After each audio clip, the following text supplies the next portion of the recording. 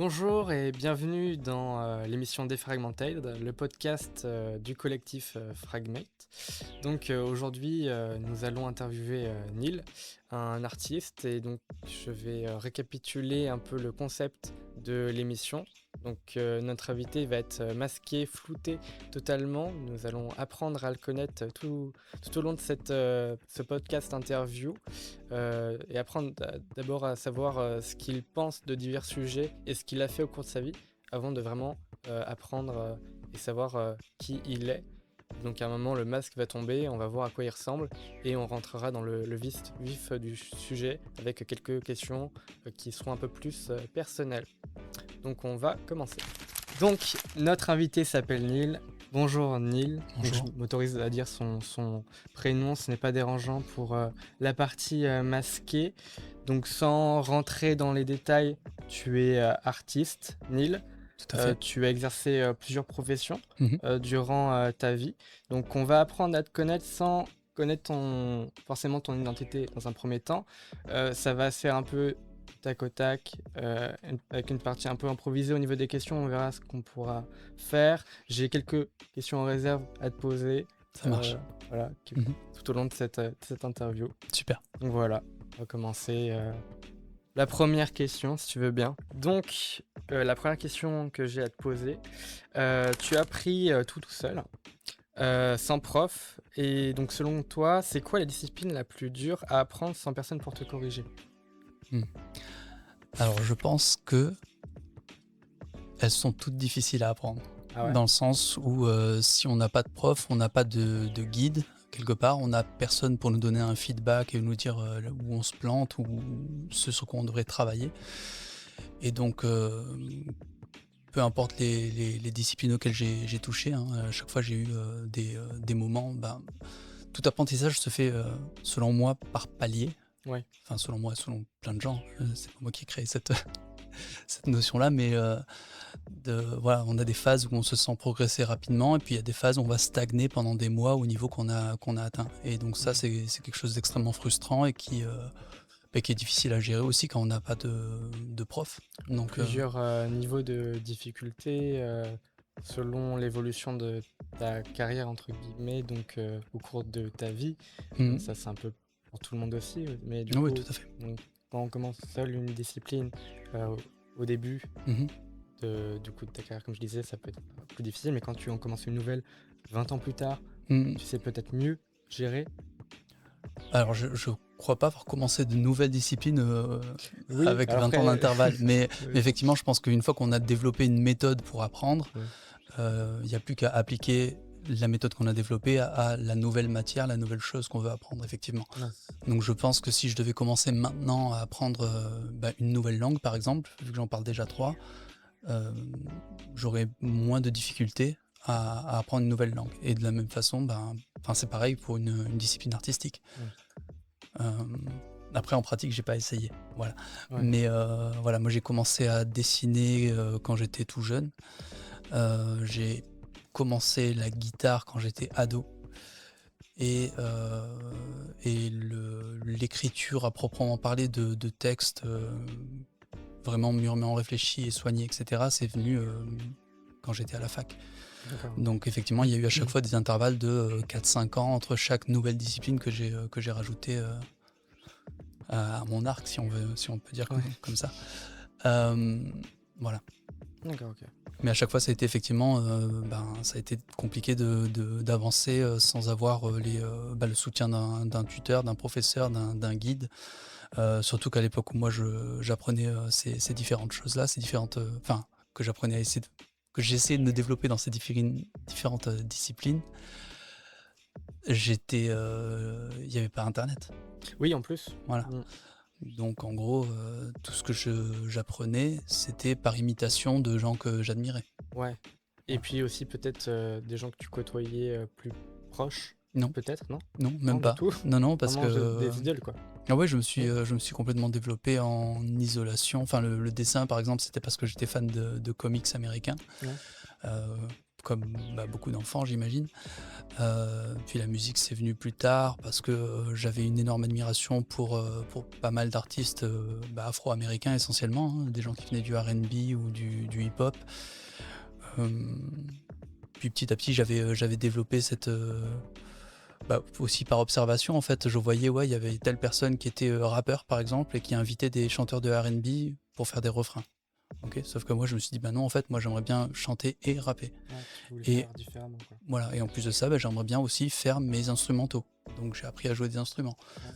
Voilà. Ça a permis de rendre un côté unique du L'objectif. côté d'artiste, quoi. Donc, oui, ça, t'aurais pas pu forcément apprendre ça, du coup, avec un tuteur, un professeur. Et d'avoir travaillé seul, ça te permettait de te développer euh, personnellement dans un domaine qui, en plus, te donnait un côté, on va dire, original à ce que tu pratiquais. Et Oui, effectivement, l'idée, c'était vraiment de... Enfin, comment dire, le fait de ne pas avoir un certain accès à des professeurs, à des tuteurs, c'était pas une volonté propre au départ, ok. Ouais. Mais effectivement, mon idée, c'était de développer un projet qui me soit propre, qui soit à 100% du mois, tout craché. Et effectivement, il y a eu un moment où je voulais pas me former musicalement, par exemple, à la théorie musicale, parce que j'avais peur que ça me formate. Ouais. J'avais peur d'être contenu par des enseignements, okay, des règles. Avec le recul, je pense que je me suis tiré une balle dans le pied. Ah ouais, pourquoi? Parce que je pense que j'aurais... disons que je vois l'apprentissage comme une espèce de... d'entonnoir à double sens. Okay, donc à la base, on ne connaît rien, donc on est totalement libre. On peut faire absolument n'importe quoi. On te donne une guitare, t'as jamais joué de la guitare, tu peux t'en servir pour te taper dessus. Tu peux t'en servir. De connaissances, mais voilà. pourtant tu peux... Tu peux faire du tam-tam dessus, tu peux faire ce que tu veux. Enfin, tu sais pas comment on la joue, donc tu peux faire ce que tu veux. Tu peux même ne pas t'en servir comme un instrument musical. Puis après, tu as toute une phase d'apprentissage où on va te donner des règles. Okay, on va te donner, tel accord ne peut venir qu'après tel ou tel autre accord. Parce que sinon, ça sonne dissonant, sinon ça sonne moche, sinon ça donne une vibe ou alors c'est carrément faux. Voilà, ok, donc... et donc, tu vas avoir une espèce d'entonnoir où on va te cadrer. Et en fait, il va y avoir un moment, je pense, un entonnoir en sens inverse, dans le sens où le fait de connaître tellement ta discipline, le fait d'arriver à un certain niveau dans ta discipline va te permettre de réacquérir une nouvelle liberté complète sur ton instrument, dans ta discipline. En fait, avoir un enseignement, ça peut, on va dire, accélérer le processus de liberté dans la création. Ouais. Ça, c'est bien que j'ai bien compris. Oui, c'est ça. Ouais, ça. Si j'avais eu accès à effectivement un professeur, à des tuteurs dans les différentes disciplines auxquelles j'ai touché, effectivement, je pense que ça m'aurait aidé à revenir à arriver à parfaitement exprimer ce que j'aurais voulu exprimer et qui je suis, par exemple, mais avec une plus grande liberté technique. Voilà. Donc voilà, je pense que je me suis tiré un petit peu une balle dans le pied, mais effectivement l'idée à la base c'était de me développer à 100% pour être complètement maître de ce que j'allais sortir. Donc tu regrettes d'une part ça. Ouais. Mais en même temps ça a quand même apporté du positif un peu, non? Tu trouves pas? Je pense pas. Tu penses pas? Non, je pense pas. Non. Sincèrement, moi si j'avais un conseil à donner à qui que ce soit qui commence dans ce domaine artistique, c'est que je dirais oui, je comprends cette peur de perdre l'identité, mais en même temps, c'est bien d'avoir un prof qui va te balancer 1 milliard d'informations à la gueule, va te sensibiliser. Imaginons que tu pars dans la peinture, le dessin, etc. Effectivement, te farcir toute l'histoire de l'art, ça peut être terriblement chiant, mais je pense qu'à terme c'est ce qui va te permettre de vraiment te trouver toi, de vraiment savoir ce que toi tu veux exprimer, de vraiment savoir déjà ce qui a été fait pour pas être un cliché, ok, aussi. Donc voilà, moi a priori c'est quelque chose que quand j'étais jeune je ne pouvais pas voir, et même maintenant avec le recul j'inciterais n'importe quelle personne qui veut se lancer dans une discipline artistique à se former correctement. Ouais, quand même. Ouais.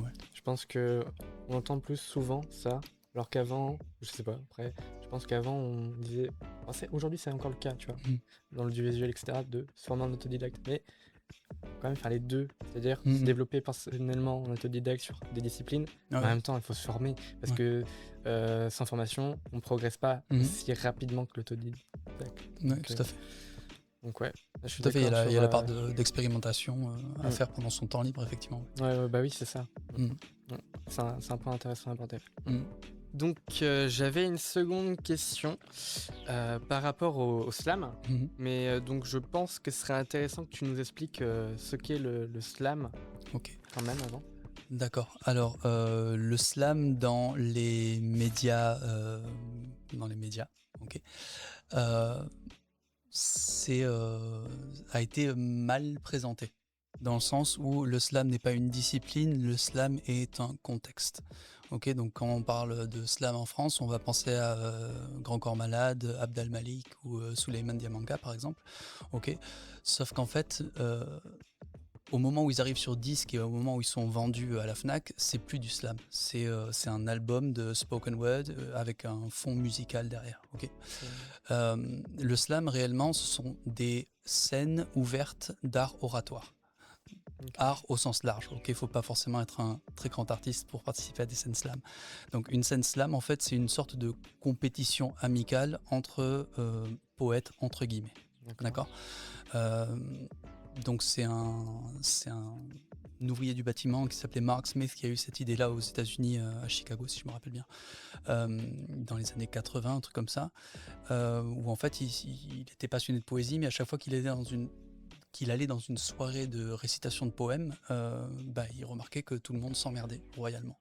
Et donc, et puis aussi qu'il y avait cette image élitiste de la poésie où on se disait ouais, la poésie en fait c'est que pour les auteurs publiés, les grands du monde littéraire, etc. Et donc ce qui s'est dit c'est que la poésie ça devait être autre chose en fait, et donc il a décidé de créer un contexte dans un bar où les gens pouvaient venir avec des textes de leur propre plume et déclamer ces textes-là. Et puis après, il a créé un espèce de système avec le public où on pouvait voter, donner des notes, etc. Et puis avoir du coup plusieurs phases, ok, donc une demi-finale et une finale par exemple. D'accord.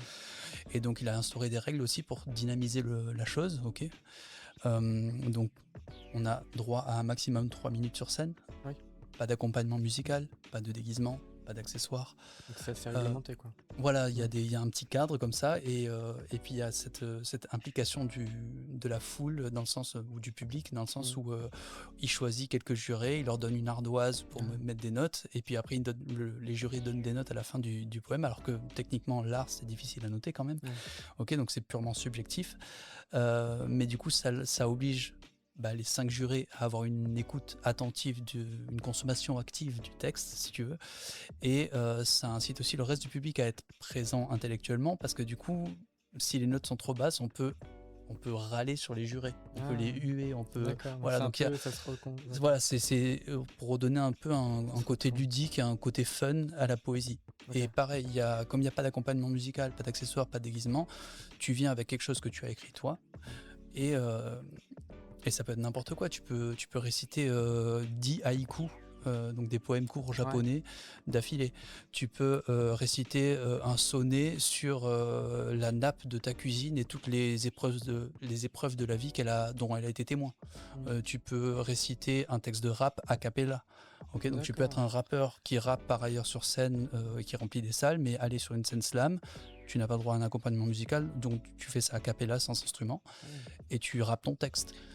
Donc fait, c'est super libre. On ne pourrait pas penser comme ça, mais il y a beaucoup plus de liberté que dans certaines pratiques. Tout à fait. Et puis, malgré la réglementation que tu me parlais, en fait, tu ramènes ta propre personne en fait dans. Ouais.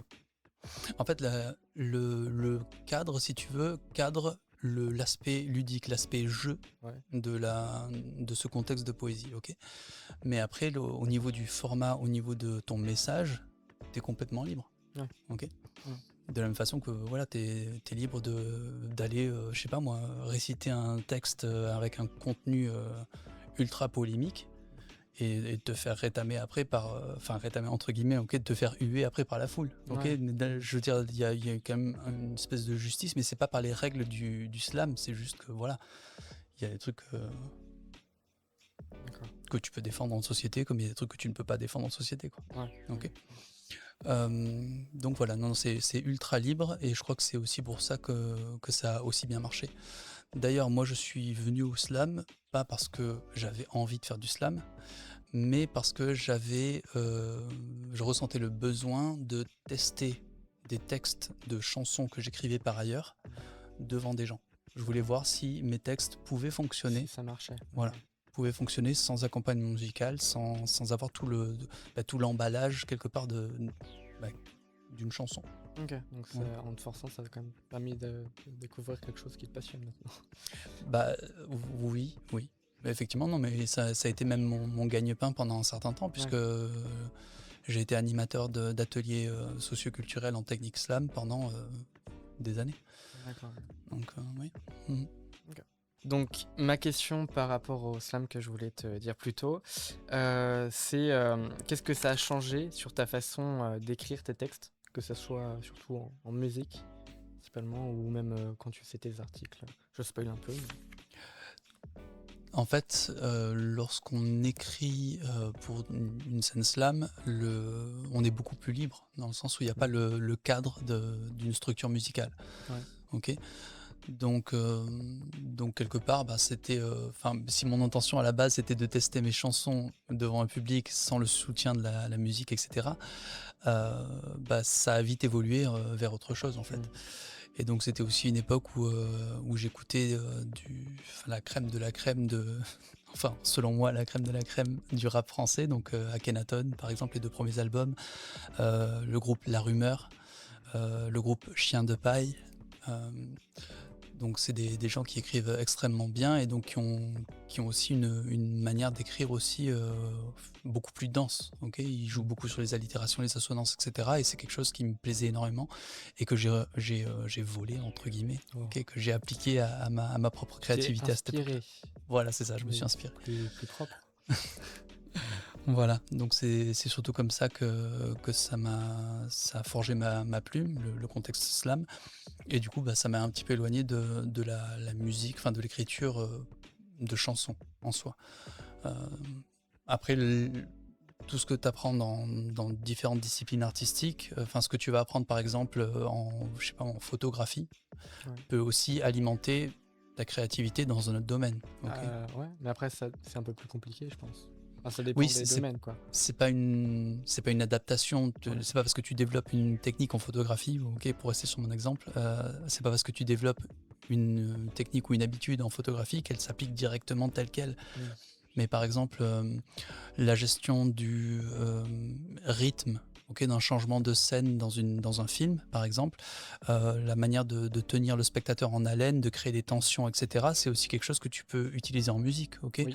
Quelque part, la musique, c'est La musique, des... c'est de toute façon du cinéma, c'est ce qui permet d'alimenter. Enfin, peu.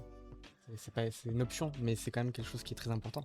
Oui, alors là, tu parles de la musique dans le cinéma. Oh, je disais le cinéma, mais toi, tu parles de la photo de. Non, Tu non, je parlais de parlais du cinéma, de ta manière de construire un film, oui. un film, ok, ou Oui, une je parlais du scène. cinéma, mais c'était une Tu scène.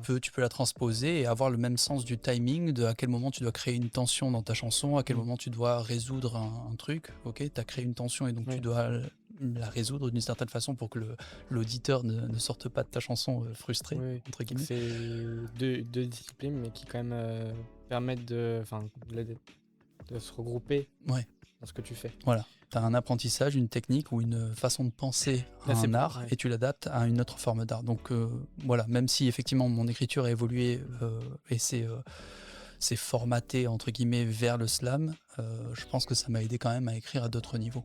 Là, je pense qu'il y a beaucoup d'artistes qui donc font plusieurs disciplines comme ça. Par exemple, je vais prendre l'exemple des réalisateurs. Ils composent parfois, ils jouent. Enfin, il n'y en a pas beaucoup, surtout en ce moment, mais font leur propre musique, jouent des instruments pour leur film parce que ils vont avoir leur idée et en même temps ils ont pratiqué ça, donc ils peuvent le faire eux-mêmes. Voilà. Ouais, tout à fait. Chose que certains ne peuvent pas faire, d'autres. Non, mais ça permet d'avoir quand même de diriger réellement, créativement, l'intégralité de ce que tu veux faire. Il y en a qui jouent, il y en a qui font les scripts, il y en a qui réalisent, donc ils ont plusieurs casquettes. Donc ça, c'est dans d'autres disciplines aussi. Bah, ça rejoint un petit peu ce que je te disais par rapport à ce que je voulais faire quand j'étais ado et que j'ai Ouais, commencé à vouloir faire de la musique sérieusement, où je voulais faire mon propre chant, mon propre rap, mes propres instrus, tu etc. voulais tout faire. Voilà. C'était cette idée d'avoir vraiment mon propre produit qui serait à 100% fait maison, quoi. Ça, c'est authentique. Mhm. C'est bien.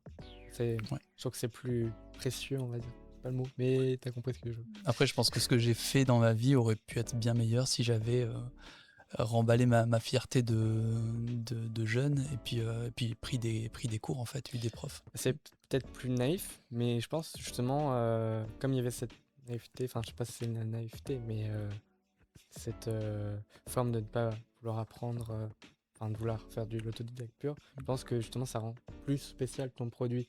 Après, c'est ma vision des choses.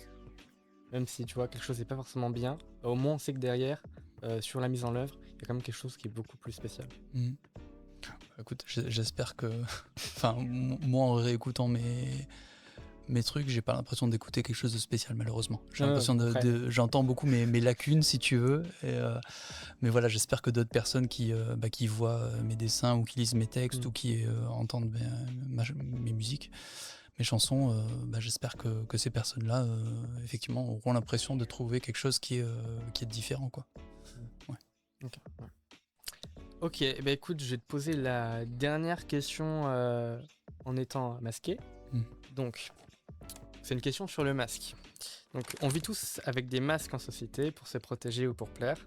À quel moment de ta vie tu as eu l'impression de porter le masque le plus lourd et qu'est-ce qui t'a donné le déclic de l'enlever?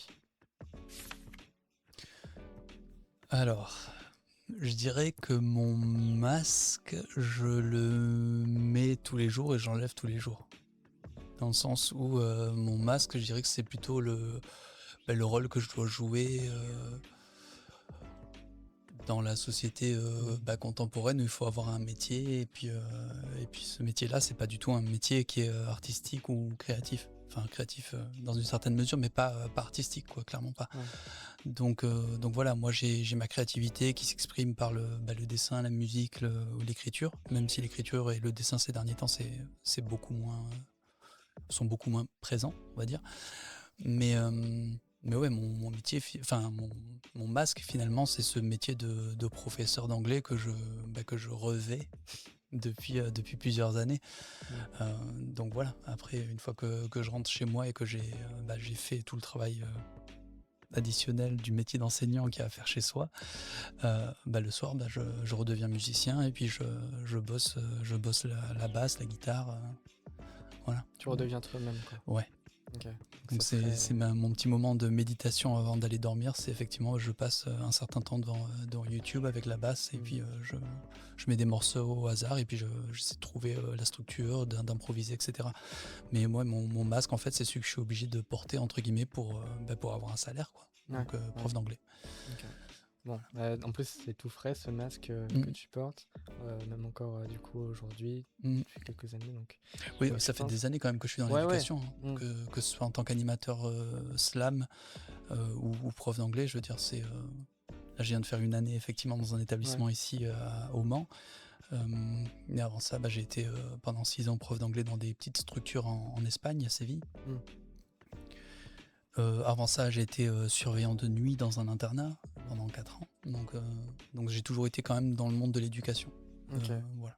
Mais c'est vraiment pas du tout des métiers qui me rejoignaient réellement dans la créativité, quoi.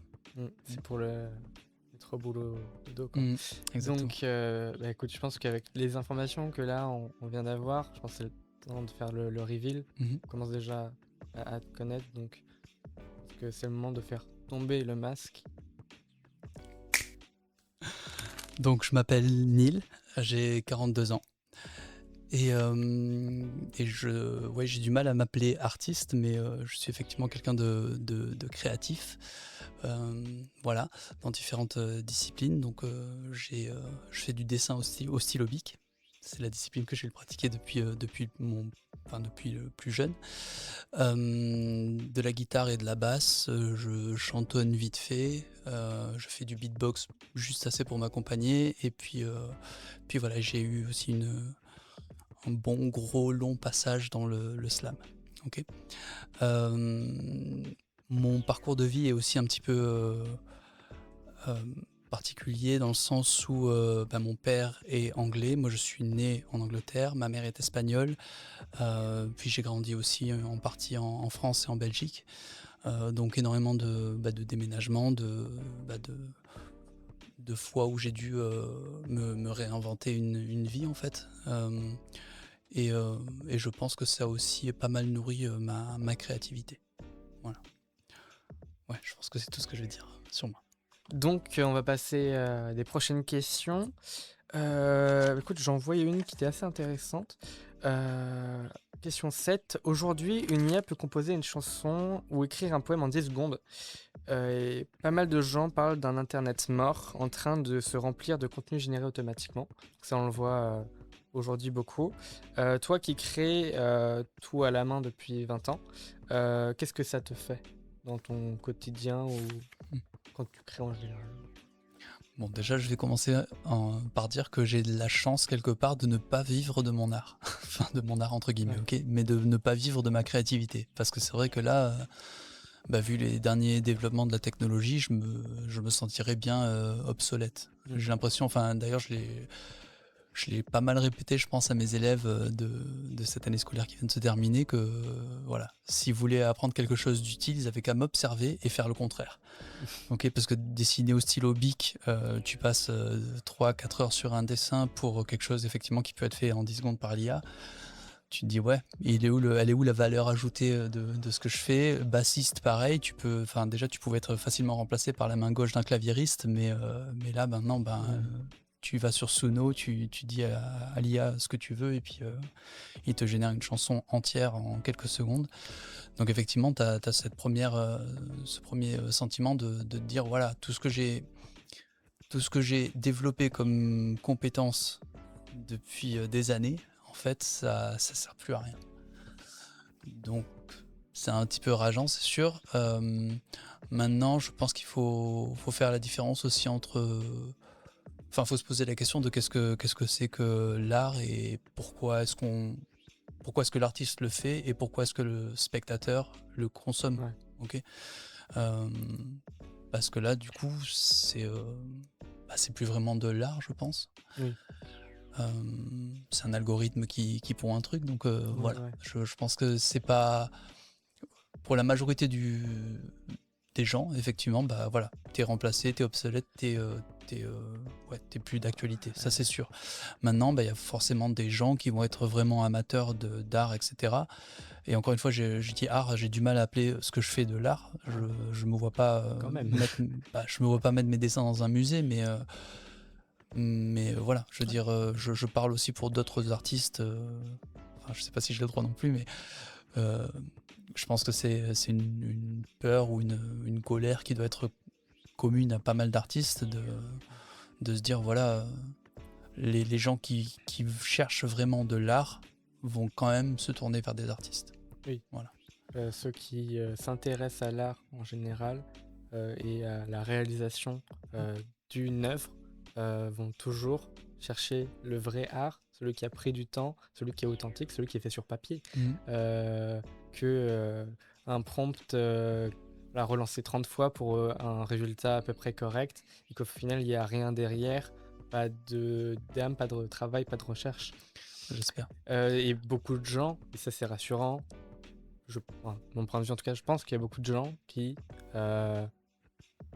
pensent ça et qui du coup cherchent ça. Ceux qui par exemple aiment les films vont s'intéresser à ce qu'il y a derrière la caméra. Pareil pour les peintures, comment ça a été peint, tel tableau, etc. Et je pense que dans ton cas, ça peut être pareil.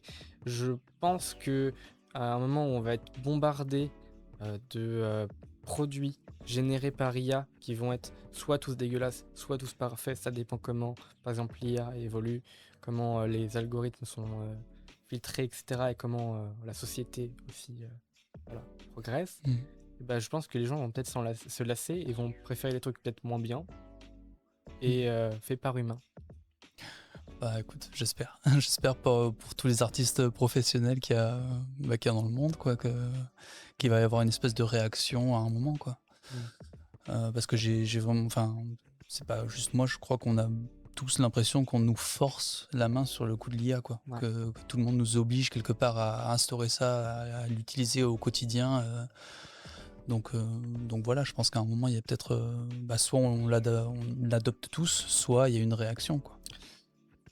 Je pense qu'on va devoir l'adopter, parce qu'on est beaucoup quand même sur cette petite boule Mm. et qu'on est facilement influencé, que Mhm. du coup ça va être compliqué. Toutes les technologies sont arrivées à un moment ou à un autre et on a dû s'adapter avec. Il y en a qui ont Mhm. flop parce que c'était pas ouf, mais d'autres étaient formidables, comme l'intelligence artificielle qui pouvait te pondre une recette de cuisine en 5 secondes. Mhm. Donc ça, effectivement, on est obligé de l'adopter parce que c'est une révolution, entre guillemets, de quelque chose qui est quand même positif, mais qui apporte beaucoup de négatifs, et surtout dans l'art. Mhm. Alors, moi, je pense pas qu'on est obligé de l'accepter, hein. Ah non, on Le n'est pas truc de, obligé. voilà, Non, tu peux aussi développer ton propre on peut, sens critique, ta voilà, propre bien réflexion c'est sûr, ça c'est clair. et créer ta propre recette. Je fais une généralité. Oui, Je fais une généralité comprends. par rapport à la société. Mhm. Moi, finalement, ce problème que j'ai vis-à-vis de l'IA, je l'avais déjà vis-à-vis de la musique commerciale, en fait, de la musique Ikea, en gros. Ah ouais. Dans le sens où, à chaque fois, enfin, très souvent, je me retrouve dans des contextes en société ou même devant les élèves où ils me parlent de certains artistes qu'ils écoutent, etc. Et, euh, et puis je leur dis, bah non, moi j'aime pas. Et du coup, on me dit, ouais, mais t'aimes rien en fait. Et je dis oui, si, en fait, j'aime certains trucs, mais moi, j'aime vraiment des trucs qui sont faits par des artistes, en fait, pas des trucs qui sont faits à la chaîne. Et je dis musique Ikea parce que c'est comme si on avait un menuisier, ok, quelqu'un qui va chercher son bois qui a été séché dans un environnement contrôlé pendant X temps pour ensuite faire quelque chose de vraiment ultra abouti, qui aura pris 50 heures à faire et qu'il va facturer 800 euros pour un fauteuil ou je sais pas. Mm. Ok, donc voilà, mais c'est Ouais. le prix de son travail, son savoir-faire, de la quantité de temps qu'il a passé aussi à faire un produit qui est ultra bien fini. Et, et puis après, tu as Ikea qui vient installer son magasin à 100 mètres de chez lui et puis le mec il fait faillite en fait. Oui. Et donc voilà, je pense qu'il y a énormément de musique, surtout la musique mainstream, donc tout ce qui passe en radio, à la télé, etc., ou qui est TikTokable. Tout ça, c'est le même problème que l'IA finalement. On est surexposé à des contenus, à des créations Oui. qui sont pas vraiment de l'art. C'est les effets de mode, tout simplement, en fait. Donc ça touche l'art, mais ça touche aussi plein d'autres choses. Oui, le vêtement avec le Ouais. fast fashion et puis Ouais, tous ouais, ces là, machins-là. ça, Oui, c'est clair. oui, c'est partout. Mais ça, c'est partout. Donc, et ça, je pense que c'est depuis la nuit des temps, soit. Même si c'était pas du tout la même chose comparé à avant. Mais je pense que, je sais pas, j'ai pas d'exemple précis. Mais même, je pense, pendant la Renaissance, Moyen-Âge, il y avait des choses qui étaient produites à la chaîne et que c'était de la mode. Et donc, la royauté, etc., pouvait peut-être s'en procurer. Donc, c'était quelque chose qui était influençable. Donc, qui pouvait aussi détruire des métiers qui, eux, produisaient ces choses-là artisanalement, avec beaucoup plus d'âme et beaucoup plus de temps, etc. Oui, je pense. Je pense qu'il y a quand même, enfin, il y a une nécessité quelque part si tu veux qu'un produit soit rentable économiquement parlant, il faut que soit un produit qui va plaire à un maximum de monde, et donc du coup quelque part tu dois sacrifier une sorte d'identité ou une sorte tu dois faire des choix esthétiques qui vont aller dans le sens du plus général. Donc voilà, mais là je crois que ça a atteint des proportions telles que effectivement je crois qu'il y a beaucoup d'artistes qui vont devoir se trouver un autre boulot C'est clair. Ouais. Même des artistes ultra commerciaux à la base qui font de la musique Ikea, qui se retrouvent détrônés à leur tour qui eux détrônaient des vrais artistes, ok, mais qui se retrouvent détrônés maintenant par Suno et d'autres applications. Des artistes musicaux, tu penses? Là je Ah ouais parlais de musique, oui, effectivement. Ouais, pour l'instant, je voyais pas trop ça. Je pensais que, on va dire, le domaine musical, certains artistes, etc., ou les artistes Ikea, comme tu disais, allaient continuer de produire encore, performer, parce qu'ils étaient tellement ils avaient tellement une étiquette et un faciès que tu peux pas en fait enlever ça même si c'est parfait avec de l'IA. Je sais pas comment.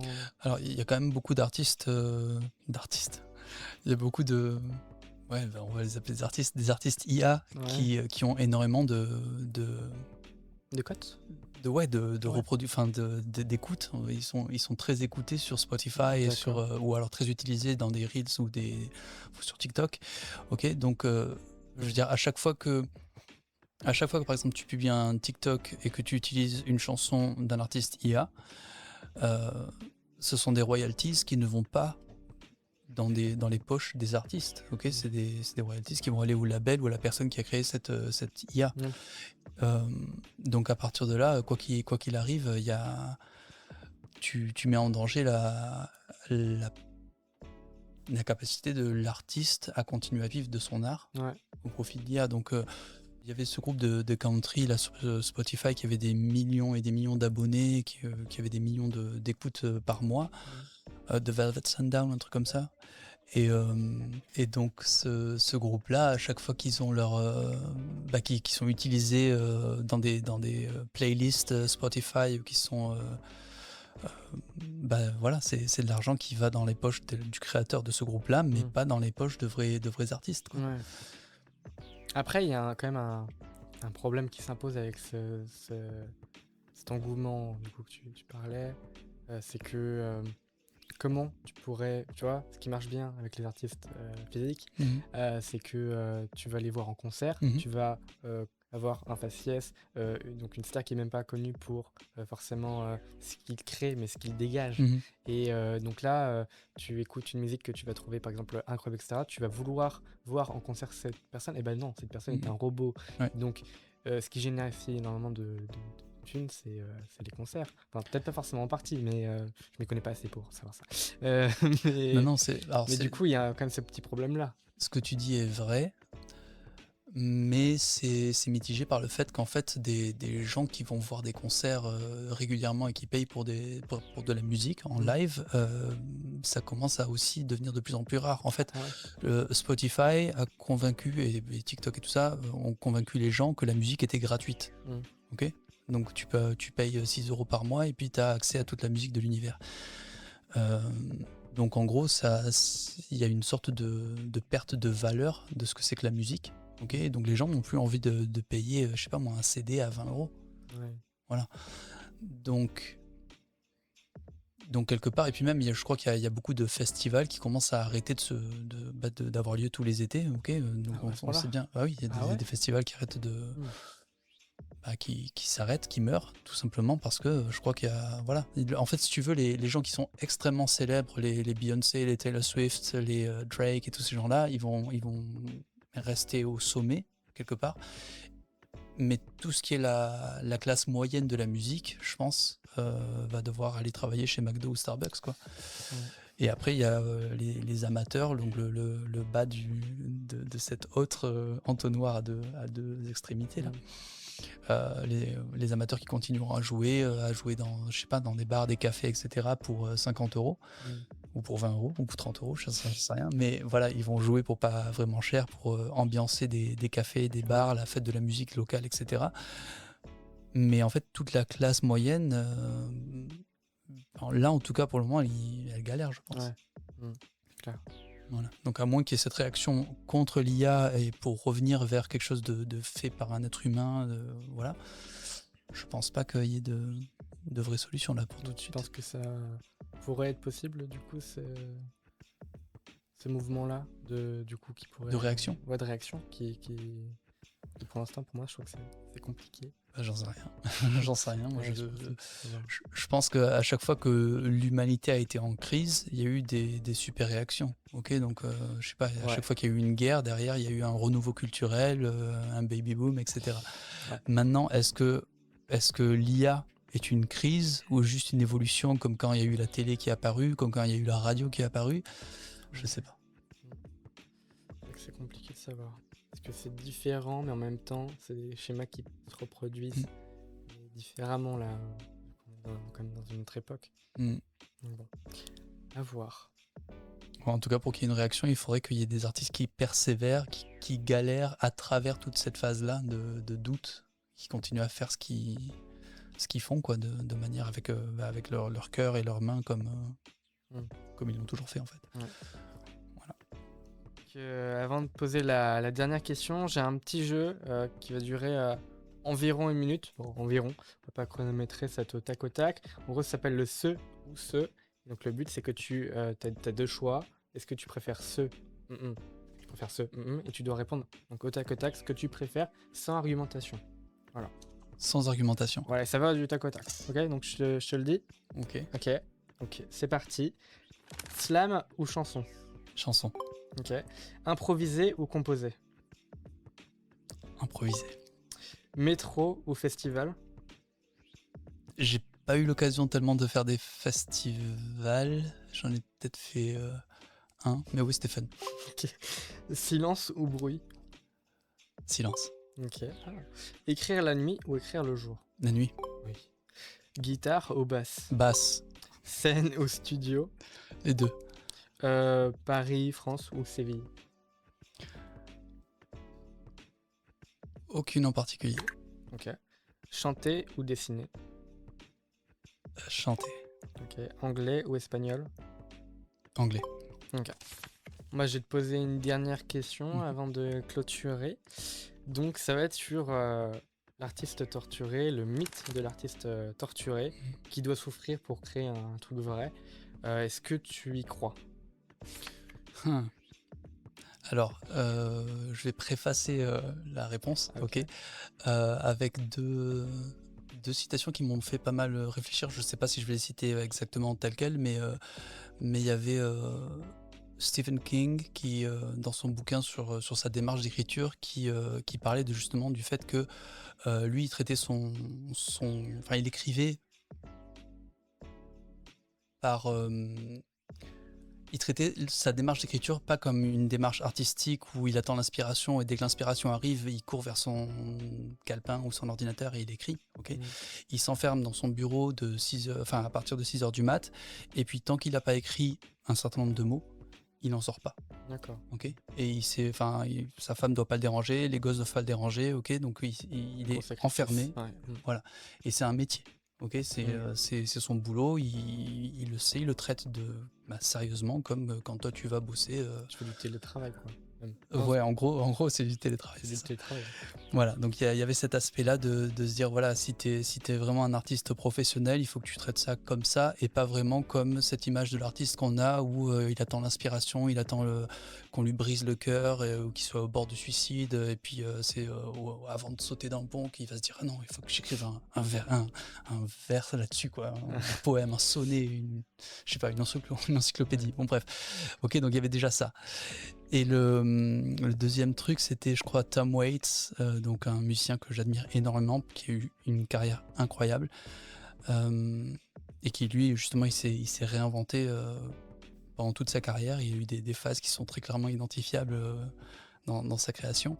Et lui, il disait, en fait, le comble du professionnalisme quand tu es artiste, c'est d'arriver à écrire une chanson d'amour parfaite alors que tu es au plus bas, au bout du gouffre avec ton ou ta partenaire, et d'écrire la chanson la plus déchirante et la plus triste et la plus émouvante de l'univers alors que tu es en train de vivre, je sais pas moi, le moment le plus heureux de ta vie, quoi. Oui, c'est compliqué, ça, effectivement. Voilà. Donc effectivement, moi je pense que si on, de manière générale, veut être un artiste professionnel, il faut traiter ça comme une profession et pas comme un hobby, tu vois. Ouais. Voilà, c'est de prendre le truc vraiment comme il faut, sérieusement. Maintenant, c'est vrai que, et là je réponds du coup à ta question, post-préface, je pense que les idées d'expression artistique viennent plus facilement si effectivement tu es dans une période plutôt triste de ton existence. Ouais. Après, là encore, il y a cet aspect professionnalisme dans le sens où si tu écris un truc sous le coup de la colère, sous le coup de la tristesse, dans une phase de dépression, ça va être souvent extrêmement pathétique, extrêmement trop exagéré par rapport à la réalité de ce que tu as vécu, etc. T'as pas forcément le recul. Souvent, ça va être aussi écrit sous forme de clichés, sous forme de lieux communs, etc. Donc écrire sous une émotion forte, négative, je pense que c'est le moment le plus propice si tu veux. Oui, Mais je pense pas qu'après, forcément. il faut le retravailler. Il faut le retravailler en bon professionnel. Donc tu jettes ton idée sur le papier, tu enregistres sur ton dictaphone, tu fais ce que tu veux avec ton émotion du moment. Mais après, tout en essayant de la préserver, il y a la partie où tu dois la retravailler pour lui Ouais, donner une forme ok. qui soit pertinente, quoi, Ouais, qui soit pas complètement naïve et cliché. c'est vrai. Mm. Parce que sur le coup de l'émotion, effectivement, tu peux faire entre guillemets, des bêtises, mais sinon, là, il n'y a pas de bêtises, mais euh, on va dire peaufiner la chose Mm. dans une meilleure forme. Ouais, je pense que c'est effectivement c'est. D'accord. Enfin, moi, c'est comme ça que j'ai toujours fonctionné au niveau des textes de slam, des chansons, etc. Moi, c'est bien. Voilà, moi je pense que après je sais pas, c'est vrai que je suis pas encore une fois je suis pas artiste professionnel, c'est ma créativité s'est pas mal atténuée quand même depuis quelques années. Mon dernier projet musical, je l'ai sorti en 2018, je pense. Cette même année-là, j'avais participé à une résidence en slam. Enfin, c'était un spectacle de danse, mais ils avaient besoin de voix, de narrateurs. Et donc j'avais été slammer sur ce projet-là. Mais depuis, c'est vrai que j'écris, je compose des petits bouts de trucs à droite à gauche, mais je n'ai pas pris le temps justement de m'asseoir avec une idée et de la développer complètement. Cool, quoi. Ok. En fait, ces derniers temps, je suis plus musicien dans le sens où je me mets peut-être plus au service d'autres artistes. Donc je préfère jouer ou composer pour d'autres personnes. Peut-être aussi parce que justement j'ai cette... je repère trop les lacunes dans ce que moi j'ai déjà fait. Ouais. Ce que je disais au début de cet entretien, Oui, bah oui. ok, où en fait je me rends compte maintenant avec le recul que effectivement si j'avais été moins orgueilleux, si j'avais collaboré avec d'autres gens, si j'avais pris des cours, si je m'étais fait épauler d'une manière ou d'une autre, mes projets auraient été beaucoup plus aboutis. Parce que dans ma tête, il y aurait eu des idées. Beaucoup plus clair, beaucoup plus. Oui, puis d'autres personnes, des idées qui viennent de l'extérieur. Ouais, Moi, oui. je peux pas. Enfin, mon cerveau, c'est juste mon cerveau à moi. Donc, avec mes expériences, mon vécu, etc., je peux pas générer des idées qui ne seraient jamais. Voilà. Ouais. Tu vois. Ouais, je vois. Donc voilà, je pense que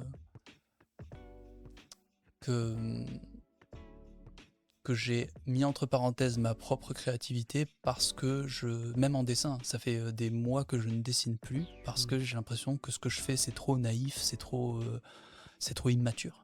T'as besoin de quelque chose qui soit plus sérieux, c'est pas forcément le mot, mais Ouais, j'aimerais bien arriver à pondre des trucs dont je pourrais vraiment être fier, que ce soit musicalement ou en termes de dessin. D'accord. Et du coup, tu disais que tu avais des idées comme que tu... mais est-ce que tu pourrais pas les mettre, du coup pareil, je réouvre mon calepin, je vois ce que j'ai écrit, je me dis, ça en vaut pas la peine. Donc là, par exemple, pour ce qui est de mon... Oui. Pardon, excuse-moi. Vas-y, continue. Non, pour ce qui est de mon actualité musicale, par exemple, là, je joue de la basse pour un groupe. Et le leader de ce groupe-là, qui s'appelle Tim, il compose, il écrit tout, etc. Il fait les arrangements pour les différents instruments. Et puis après, nous, on est libre, les différents instrumentistes, nous sommes libres d'apporter en fait notre interprétation de ce qu'il a proposé. Touche personnelle. Voilà. Tant que ça sert le morceau, tant que on se met au service du morceau et qu'on le dénature pas, on est quand même libre. Et donc moi là, c'est un aspect de créativité où je me sens beaucoup plus à l'aise maintenant que si je devais vraiment effectivement recommencer à enregistrer un projet de A à Z comme j'ai pu le faire en 2018. Au final, ça t'aide de baser sur un projet qui existe déjà pour le manier à ta sauce. Tout à fait. Donc en fait, par exemple, je sais pas, peut-être que je dis une bêtise, mais ça t'intéresserait plus, par exemple, de travailler pour une boîte ou un truc, qui donc on fait de l'art, mais tu puisses quand même travailler dedans, du coup. Donc, du coup, tu choisis pas les projets, mais tu travailles sur ces projets. Là, en tout cas, en ce moment, oui. En tout cas, je me sens plus tellement créatif et je me sens plus exécutant, ou alors je me sens mieux à ma place, si tu veux. Si on me met à... Être une petite main, quoi. Enfin, une petite main. Oui, non, mais en vrai, c'est ça, voilà. Je me sens beaucoup plus à l'aise à jouer sur le projet de Tim. Même si mon objectif, c'est pas de le ramener à moi, hein, son projet, Ouais. mais vraiment de pouvoir m'exprimer sur la basse, mais dans le cadre Mm. de son projet, de la nature de ce que lui il veut en termes de son en fait. Ouais. Donc voilà. C'est ton évolution qui t'a permis de te rendre compte de ça aussi. Bon, c'est peut-être certaines obligations qui sont passées par là, mais ouais, donc c'est... Mm. Après, par exemple, si tu veux, il y a quelque chose que tu avais repéré. Il y a un gros trou en fait sur mon CV artistique entre 2011, 2012 et puis 2015, 2016 où j'ai recommencé à faire de la musique. En fait, j'ai fait une énorme dépression. Ouais. Voilà, donc j'ai commencé à me rendre compte qu'en fait ce que je faisais, et puis il y a des gens aussi qui m'ont dit des mots assez durs. Donc j'ai commencé à me rendre compte qu'en fait ce que je faisais était finalement pas terrible. Ouais. Du fait probablement aussi de mes limitations parce que j'ai pas eu de prof, pas eu de tuteur, pas eu de guide, ok, ou pas eu de gens pour me dire bah écoute ce que tu fais c'est pas terrible. On travaille ça comme ça. Parce que juste me dire c'est pas terrible, ça on me l'a fait. Ah. Et ça m'a cassé. Tu Mais m'étonnes. le fait de pas me donner de pistes, machin. Voilà. Donc en fait j'ai fait une énorme dépression, j'étais anorexique, j'ai été boulimique, j'ai fait 47 kilos, j'ai fait 110 kilos. Donc j'étais aussi hospitalisé pendant cette période-là. Donc voilà, j'ai eu quand même cette grosse remise en question. Et quand je suis revenu à la musique en 2016, je pense que c'était, je me suis racheté une guitare en me disant je vais refaire de la musique, mais pour moi, parce que j'aime ça. Pas parce que j'ai des objectifs, pas parce que je veux percer dans la musique, pas parce que je veux gagner de l'argent avec la musique. Donc voilà. Et donc quelque part, effectivement, ça c'est assez libérateur. Et puis ça enlève de la pression. Et puis ça me permet effectivement maintenant de voir les choses aussi, pas de critiquer ce que j'ai fait par avant, d'être toujours frustré parce que tout ce que je fais me semble toujours trop immature et trop ou pas assez abouti, mais en même temps d'être à l'aise avec le fait de continuer à jouer et de jouer pour servir d'autres projets en fait, des projets qui sont les enfants du cerveau de quelqu'un d'autre en fait, donc des idées que j'aurais pas eu tout seul. Donc voilà. Donc moi là, pour le moment je suis bien à ma place. Peut-être qu'à un moment j'aurai encore à nouveau envie de créer, mais pour l'instant c'est pas le cas. Non, j'ai envie, j'ai envie d'écrire, j'ai envie de dessiner, mais il n'y a rien qui sort, ou il n'y a rien de pertinent et d'intéressant en fait qui sort. Si c'est pour me retrouver en 2027 à regarder ce que j'ai fait en 2026 et me dire ouais, comme ça peut être le cas sur mes anciens trucs, je vois pas trop l'intérêt. Ouais, je comprends. Faut que je laisse mûrir encore la chose, je pense. Ok, bon ça c'est du coup une évolution que tu veux apporter sur le futur. Là pour l'instant, on est là quoi. Voilà, exactement. Donc c'est ce qui va conclure cette interview. Merci Neil d'être passé, et c'était assez intéressant tout ce que tu nous as dit. Merci à toi de m'avoir accueilli, de m'avoir invité. Ça me fait plaisir de participer à cette nouvelle aventure, ce podcast que tu lances, donc merci beaucoup. Ouais. Et donc à un prochain épisode de Defragmented, le podcast du collectif. Merci de nous avoir écoutés.